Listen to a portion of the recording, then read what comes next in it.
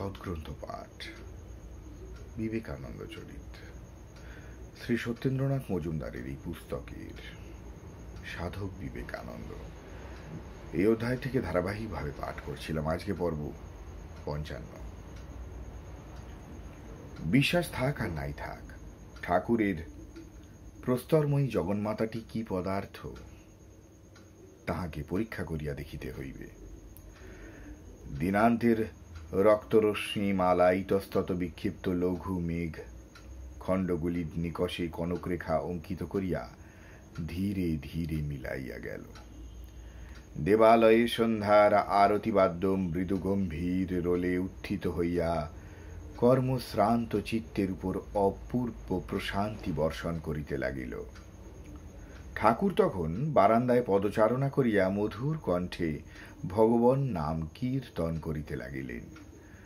দীর্ঘ সমুন্নত দেহ, আজানুলম্বিত বাহুযুগল, প্রশস্ত ললাটে মহিমার বিচ্ছুরিত দ্যুতি, নেত্রে শান্তোজ্জ্বল করুণা। নরেন্দ্রনাথের মুগ্ধ দৃষ্টি নিষ্পলক হইল। তিনি ভাবিতেছিলেন, ঈশ্বরের চিরজাগ্রত মহিমার ঘনীভূত মূর্তিস্বরূপ এই অদ্ভুত দেব মানব কি তাহার দুর্বল কল্পনা হইতে ঊর্ধ্বে, অতি ঊর্ধ্বে, যেখানে তাহার বিচার বুদ্ধির হাস্যকর মূঢ়তা অগ্রসর হইতে পারে না। রাত্রি এক প্রহর অতীত হইল। নরেন্দ্রনাথ সংশয় দ্বন্দ্বালোড়িত চিত্তে কালীঘর অভিমুখে চলিলেন। আজ ঠাকুরের কৃপায় সংসারের দুঃখ দারিদ্র্যের অবসান হইবে, উৎকণ্ঠিত উল্লাসে তাহার বক্ষ ভরিয়া উঠিল। তিনি দেখিলেন জগদম্বার ভুবন মোহন রূপে শ্রীমন্দির আলোকিত। প্রস্তর মূর্তি নয়, মৃন্ময় আধারে চিন্ময়ী প্রতিমা বরাভয় কর বিস্তার করিয়া অসীম অনুকম্পা ভরে স্নেহ করুণ হাস্য করিতেছেন। তারপর কি দেখিলেন, কি বুঝিলেন, তাহা তিনি জানেন, আর জানেন তাহার অদ্ভুত গুরু পরমহংসদেব। ফল কথা নরেন্দ্র সব ভুলিয়া গেলেন।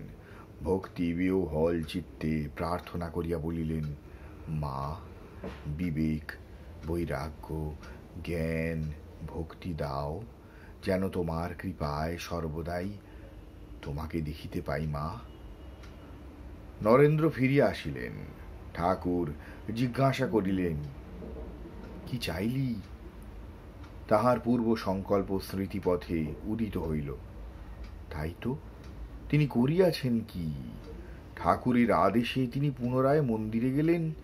দ্বিতীয় তৃতীয়বারেও তিনি মুখ ফুটিয়া মায়ের চরণে সংসারের স্বাচ্ছন্দ্য কামনা করিতে পারিলেন না। তাহার আজন্ম বৈরাগ্য প্রবণ মন সময় সময় জাগতিক দুঃখ কষ্টে বিচলিত হইলেও পার্থিব ভোগ সুখের কামনায় ক্ষুব্ধ হয় নাই। তিনি কেমন করিয়া অন্ন বস্ত্রের জন্য প্রার্থনা করিবেন? কল্পতরু তলে গমন করিয়া একান্ত মূর্খ ব্যতীত আর কে অমৃত ফল ছাড়িয়া লাউ কুমড়া কামনা করে? অবশেষে ঠাকুর নরেন্দ্রনাথের নির্বন্ধাতিশয়ে তাহাকে আশ্বাস দিয়া বলিলেন, তুই যখন চাইতে পারলি না, তখন তোর অদৃষ্টে সংসার সুখ নেই, তবে তাদের মোটা ভাত কাপড়ের কখনো অভাব হবে না। নরেন্দ্র আশ্বস্ত হইলেন, তাহার নিজের সংসার সুখের প্রয়োজন নাই। সেই দিন হইতে নরেন্দ্রের জীবনে এক নূতন অধ্যায় আরম্ভ হইল।